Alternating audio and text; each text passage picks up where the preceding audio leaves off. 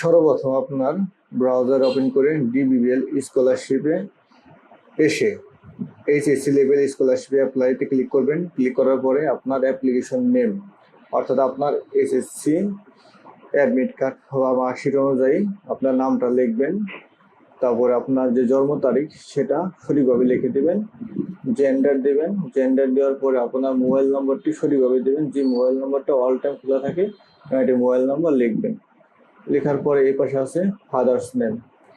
অবশ্যই ফাদার্স নেমটা লিখতে হবে, লেট লিখবেন না। লেট বিট বাদ দিয়ে যদি মৃত হয় তাহলে লেট লেখা যাবে না, সেটা বোঝানো হয়েছে। শুধু মূল নামটা লিখবেন। তারপরে আপনার ছিল মায়ের নাম। মায়ের নাম লেখার পরে তারপরে আপনার প্রেজেন্ট অ্যাড্রেস। প্রেজেন্ট অ্যাড্রেস লিখতে হবে।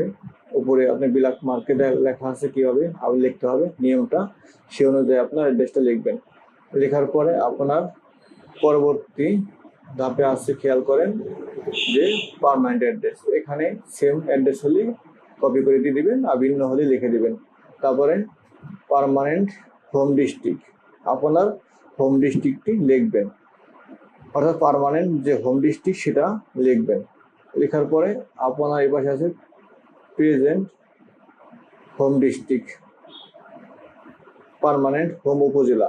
পার্মানেন্ট হোম উপজেলাটা লিখে দেবেন, আপনার যেটা সেটা দিবেন। আমারটা হরিরামপুর আমি দিলাম। তার নিচে আছে, খেয়াল করেন, প্রেজেন্ট সিটিজেন্স ট্যাগ, নিজের বাড়ি সিলেক্ট করলাম। তারপর আপনার ইমেল অ্যাড্রেস, আপনার একটা ইমেল অ্যাড্রেস এখানে লিখে দিবেন। প্রত্যেকে ইমেল অ্যাড্রেস ব্যবহার করে, অর্থাৎ অ্যান্ড্রয়েড সেট আছে সবারই ইমেল অ্যাড্রেস আছে। একটা ইমেল অ্যাড্রেস লিখে দিবেন। আমি একটা ইমেল অ্যাড্রেস লিখে দিলাম। আর যাদের ইমেল অ্যাড্রেস নাই তারা অন্য একটা ইমেল অ্যাড্রেস ব্যবহার করতে পারবেন, সমস্যা নাই। টাইপ অফ হাউস, এখানে আপনার কয়েকটা অপশন দেওয়া আছে, আপনার যেটা সেটা আপনি এখান থেকে সিলেক্ট করবেন। এখানে টিনের চালের ঘর, কার পাশে বেড়া, এটা আমি ক্লিক করলাম। ক্লিক করার পরে আপনার পাশে আছে শতাংশ, ল্যান্ড এরিয়া অফ, আপনি কতটুক সম্পত্তি আছে, অর্থাৎ আপনি কতটুক সম্পত্তি এইটা আপনার নিজের আছে, আপনার ফ্যামিলির আছে, সেটা এখানে লিখবেন 3%। তারপরে আপনার কোনো প্রতিবন্ধকতা আছে কিনা সেটা ইয়েস নো করবেন। ইয়েস নো করার পরে আপনি পাশে নেক্সটে ক্লিক করবেন।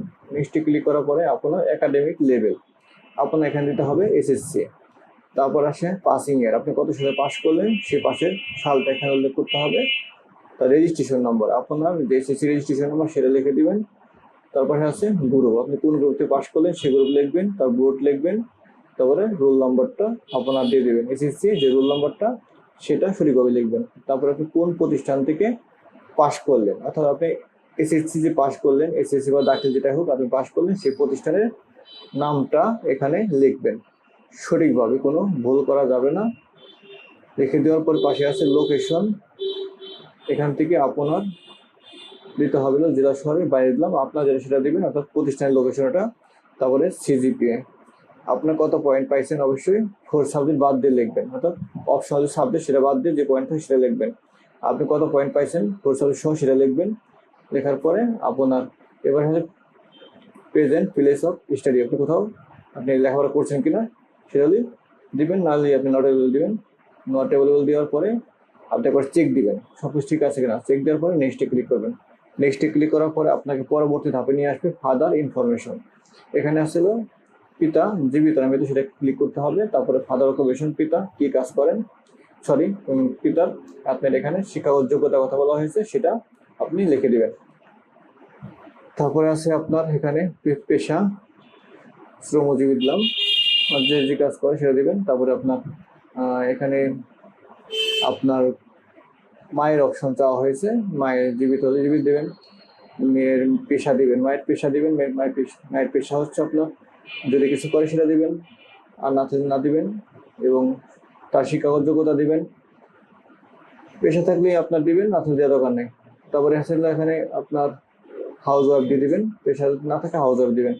তারপরে আসলে ব্রাদার সিস্টার ইনফরমেশন, এখানে আপনার ভাই বিরাদার কয়জন আছে, বোন কয়জন আছে সেটা এখানে ক্লিক করতে হবে। ভাই দিলাম ইয়েস। তারপর এখান থেকে আপনার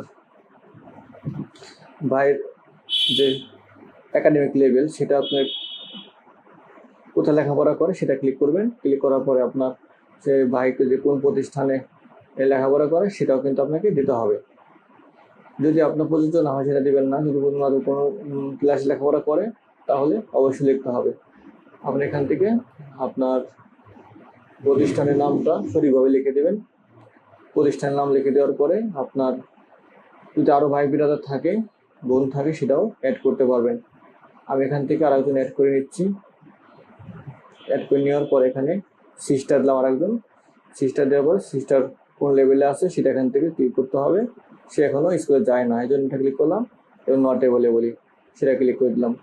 দেওয়ার পরে নিচে আসছিল আপনার আদার আর্নিং মেম্বার। আপনার ফ্যামিলিতে অন্য কোনো পার্সন আছে কিনা আয়ের পর সেটা দেবেন, নাহলে পিতার ইনকাম সোর্সটা কত প্রতি মাসে সেটা লিখবেন। দেখার পরে নেক্সটে ক্লিক করবেন।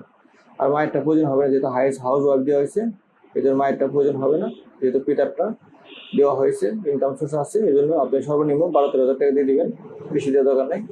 তারপরে এখানে অ্যাপ্লিকেশন গভর্নমেন্ট স্কলারশিপ আপনি পান কিনা কোথা থেকে, ইয়েস নো করবেন। তারপরে আপনার ব্রাদার সিস্টার কোনো স্কলারশিপ পাই কিনা সেটাও ইয়েস নো আপনাকে করতে হবে। ইয়েস নো করার পরে আপনাকে নেক্সটে ক্লিক করতে হবে। নেক্সটে ক্লিক করার পরে এখানে হচ্ছে আপলোড ফটো এবং নিজের ফটো, পিতার ফটো, মায়ের ফটো এবং এসএসসি মার্কশিট এবং এসএসসি টেস্টিমোনিয়াল, এগুলো আপনার প্রয়োজন হবে। অবশ্যই ছবির সাইজ হতে হবে আপনার 600x800 অথবা 500x700, যে কোনো একটি সিস্টেম ফলো করবেন। এটা পিক্সেলের মাপ হবে। আপনি অবশ্যই কাজ শুরু করার পূর্বে আপনার মোবাইল বা কম্পিউটারে ফাইলটি রেডি করে রাখবেন এবং সর্বোচ্চ ফাইল সাইজ হবে 150 KB। আমি আগে রেডি করে রেখেছি এবং প্রত্যেকটি ফাইল সাইজের মাপ কিন্তু একই হবে। সবগুলো ছবি প্লাস প্রশংসাপত্র, মার্কশিট সবগুলোর সাইজ কিন্তু একই। এই জন্য আপনি যে কোনো একটি সিস্টেম ফলো করবেন। 600, 800 অথবা 500, 700 পিক্সেল দিয়ে আপনি ফাইলগুলো রেডি করে আপলোড করবেন। আপলোড করার পরে আপনি খেয়াল করবেন যে সঠিকভাবে